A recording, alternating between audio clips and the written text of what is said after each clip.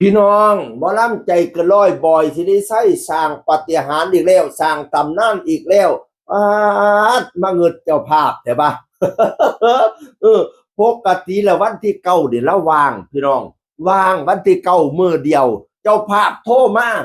อยากให้ไปแสดงบุญแจกเขาวันที่เก้าเนี่ยนะโทรมาวันที่แปดให้ไปแสดงวันที่เก้าโอ้ยมันจับมากันแต่ว่าเฮ้ยโทรมามื้อนี้จ้างมื้ออื่น โอ้ยสิบ่ให้ว่าสร้างตำนานจังใดจ้างหมอลำมันบ่เป็นคณะละ300 400ดิมันคณะละ300,000ปลายผู้ใดพี่น้องมาจ้างง่ายจ้างได้คักแท้โทรมามื้อนี้ให้ไปเล่นมืออื่นแหมสร้างตำนานอีหลีจ้างหมอลำมื้อนี้แสดงพรุ่งนี้วันที่9 กุมภาพันธ์ปกติว่างวันเดียวนี่เจ้าภาพโทรมาว่ามื้อนี้แล้วจ้างเลยงานอุทิศส่วนกุศลบ้านข้อเขียวอำเภอวาริชภูมิจังหวัดสกลสิพี่น้องขอขอบคุณพอคุณเจ้าภาพนะครับดวนมากป้าดจ้างบ่รำมาจ้างดวนจ้างใบจ้างบ้าครับแต่ว่าเฮ้ยเป้าปั่นว่าเงินบาทเงินเบียเนาะเงินแสนก็ได้จังสิละคนรวยทำอะไรไม่น่าเกลียด จ้างบ่รำใจเกินร้อยพี่น้องเอ้ยวันที่8นั้นแสดงอยู่ห้วยไร่อิลินางานของพี่ก้องห้วยไร่วันที่9สิไปแสดงต่ออยู่วาริชภูมิไปสกลน้ำกันเนาะ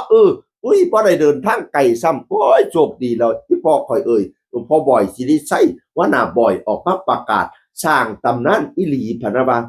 แม่เนาะคณะใหญ่คณะดังคนฟังคนเบิ่งนิยมชมชอบแล้ววันนี้คนรวยบัดนี้เนี่ยเขาเจ้าอยากจ้างยามใดก็ได้ล่ะเนาะโอ้ยสุดยอด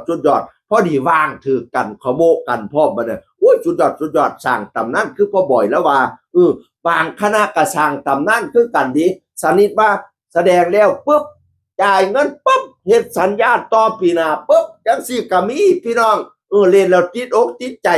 นี่ดิคณะของบูตรจักรพันธ์ลำเพิ่นนี่เด้ซ่านเล่าบันเทิงศิลป์หัวหน้าบูตรก็ออกมาประกาศตำนานคือกันสร้างตำนานอีกแล้วเจ้าภาพจ้างไปแก้มือใหม่เต้นยังบ่คักพะนะว่านั่นน่ะอันนี้สร้างตำนานมาแก้มือ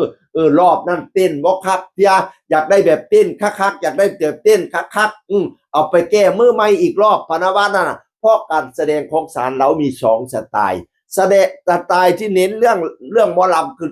สายเลือดนี่ล่ะคุณโอ้ยอันนี้ว่าจะมาให้ใช้กันพี่น้องขี้มูกพ่งแวบพู้นแล้วโศกเศร้าเข้าน้ำตาเลือดนี่ล่ะคุณน่ะอีกเรื่องนึงคือพรสเมลี่เต้ยฟ้าขาดเพลงนี่นะอ้วนเรื่องนี่นะแล้วแต่ผู้ใดนิยมชอบแบบใดเจ้าภาพมักแบบให้แท้กันเอาสายเลือดนี่ล่ะคุณผู้ใดมักแบบว่าเอ้ยฟ้าขาดเอาพรสเมลี่พะนะว่าทั้งอันผู้บริหารสร้างเราเพิ่นประกาศมาน่ะพี่น้องบริสร้างตำนานเจ้าภาพอยากให้ไปแก้มืออยากเอาแบบเต้นบ่คักเทียพะนะว่า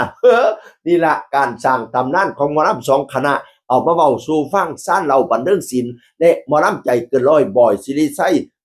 ลูกหมอของอีพอระเบียบทั้งนั้นลูกหาว่าศิลป์อีพอระเบียบทั้งนั้นโอ้ยปังพี่น้องเสียงคนเก่าเว้าสู่ฟังสวัสดีครับ